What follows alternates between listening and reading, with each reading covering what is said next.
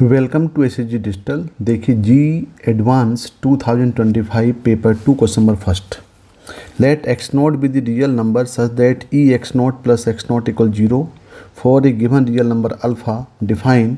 Ji x equal to 3x e x plus 3x minus alpha e x minus alpha x upon 3 plus 1 for all real number values of x। Then which of the following statement is true. तो यहाँ पे जो option दिए गए हैं वो देखें, alpha equal to के लिए ए और बी है, अल्फ़ा इक्वल 3 के लिए सी और डी है। बाकी सभी में जो लिमिट दिया है X tends to x naught G x plus E x not upon x minus x naught equal 0 1 0 और 2/3 फॉर अल्फ़ा इक्वल 2 और 3 के लिए। तो देखें पहले यहाँ दिया हुआ है e x naught plus x naught equal 0। इसका मतलब ये हुआ कि ये e x naught equal to minus x naught. यदि हम इक्वल टू इसको y माने और यदि हम इसको ग्राफिकली रिप्रेजेंट देखें तो एक यहाँ पे क्या समझ में आता है हमारे कि ये कोई एक्सपोनेंशियल फंक्शन है, ये y equal to e x है और ये y equal to x negative slope के साथ, मतलब ये नेगेटिव स्लोप जाएगा, ये ओरिजिन से पास होगा, ये ओरिजिन से पास हो रहा है। तो दोनों का जो पॉइंट ऑफ इंटरसेक्शन है ये क्या दिया हुआ है, एक्स नॉट दिया हुआ है, ये इसका मीनिंग हुआ। तो अब हम सॉल्व करने के लिए पहले इसको हम सिंप्लीफाई कर लेते हैं। तो यहाँ सिंप्लीफाई करेंगे तो यहाँ पे हम बोल सकते हैं इसको कि जी एक्स इक्वल टू, यदि यहाँ से हम फर्स्ट टू टर्म से 3x कॉमन ले लें तो ये हो जाएगा 3x ई एक्स प्लस 1, और यदि यहाँ से माइनस अल्फ़ा कॉमन ले लें तो ये जाएगा e x plus x upon यहाँ हो जाएगा 3 times of E x plus 1। अब यदि इसको हम और सेपरेट करें तो ये जी एक्स इक्वल टू यहाँ मिल जाएगा 3x पावर ई x plus 1 upon 3 e x plus 1 को डिवाइड करेंगे तो यहाँ पे फर्स्ट टर्म में मिलेगा यहाँ पे x माइनस ये हो जाएगा अल्फ़ा बाई 3 और यहाँ हो जाएगा e x plus x upon e x plus 1। तो देखें ये तो हमारे पास किसकी वैल्यू मिल गई, जी एक्स की वैल्यू मिल गई। अब ये जी एक्स की वैल्यू को हमें लिमिटिंग पॉइंट में पुट करना पड़ेगा और देखें सभी अल्फ़ा इक्वल 2 और 3 के लिए हमारे पास जो लिमिटिंग फॉर्म पूछा है, सबकी वैल्यू यहाँ पे 0 1 दिया है, लेकिन ये जो g x plus E x not upon x minus x not ये क्या दिया, सेम दिया है। तो यहाँ पे हमारे पास जो, यदि हम इसको एक लिमिट मांगे चलें कि लिमिट जिसको हम सॉल्व करें, limit x tends to x not, यहाँ दिया हुआ है ये g x plus E x not upon x minus x naught. तो यहाँ पे हम पहले पूरा इसको सॉल्व कर लेते हैं, फिर अल्फ़ा की वैल्यू 2 और 3 के लिए इसको हम वेरीफाई कर लेंगे। तो देखें यहाँ पे, तो ये हो जाएगा limit x tends to x not, यहाँ पे हम जी एक्स की वैल्यू पुट कर दें तो ये हो जाएगा x minus alpha by 3 e x plus x upon e x plus 1 और फिर हो जाएगा plus E x not upon x minus x not, और यहाँ पे दिया हुआ है ये मोड दिया हुआ है। अब देखें हमारे पास जो वैल्यू गिवन है वो क्या गिवन है, e x naught equal to minus x naught हमारे पास वैल्यू डाटा दिया है। तो हम इसके प्लेस में यदि यहाँ पे माइनस एक्स नॉट पुट करें तो देखें यहाँ पे क्या बन जाएगा, ये हो जाएगा limit x tends to x not, और ये हो जाएगा एक्स माइनस एक्स नॉट को एक साथ ले लें और माइनस अल्फ़ा बाई 3, ये हो जाएगा e x plus x upon e x plus 1 dividing by, ये पूरा हो जाएगा एक्स माइनस एक्स नॉट। तो देखें और सिंप्लीफाई इसमें हम कर सकते हैं। अब यदि हम इसको और इसी सेपरेट में कन्वर्ट करें तो ये बन जा रहा है लिमिट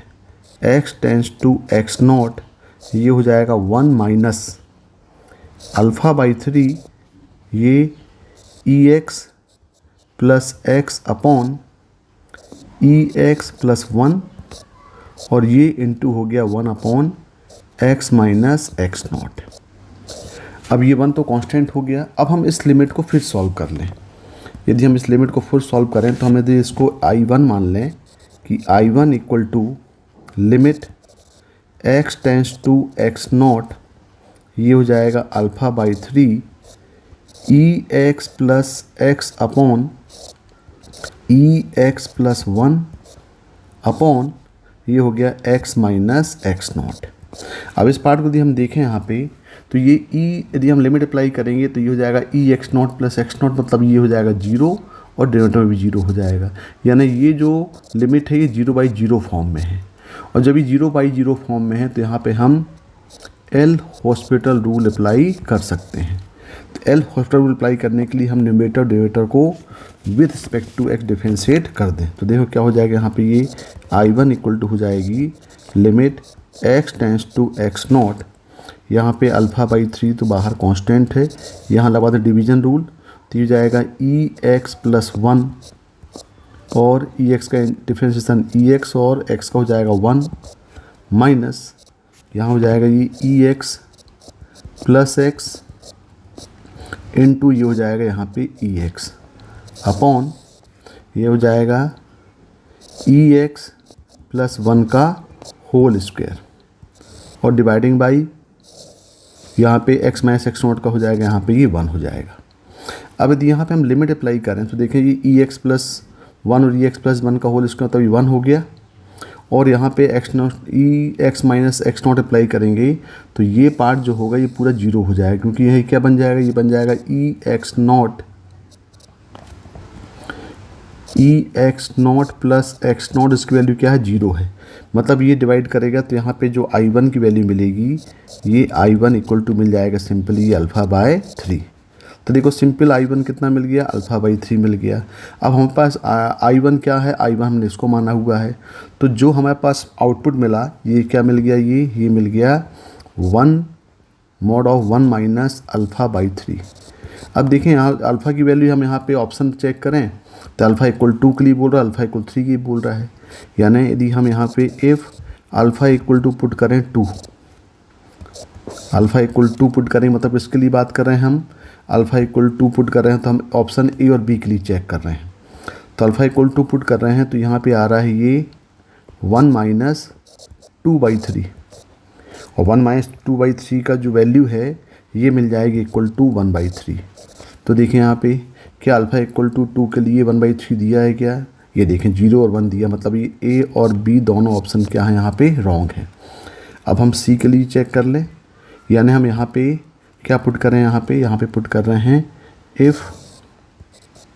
अल्फ़ा इक्वल टू 2, तो अल्फ़ा इक्वल टू हम अल्फ़ा इक्वल टू क्या पुट कर रहे हैं, 3 पुट कर रहे हैं, 2 पुट कर लिए, अल्फ़ा इक्वल 3 पुट करेंगे तो आउटपुट मिल जाएगा ये 1 - 3/3, यानी 1 - 1 कितना हो गया, इक्वल टू ये 0 हो गया। तो देखें यहाँ पे ये लिमिट अल्फ़ा इक्वल टू 3 के लिए 0 आ रही है क्या, ये देखें 0 आ रहा है,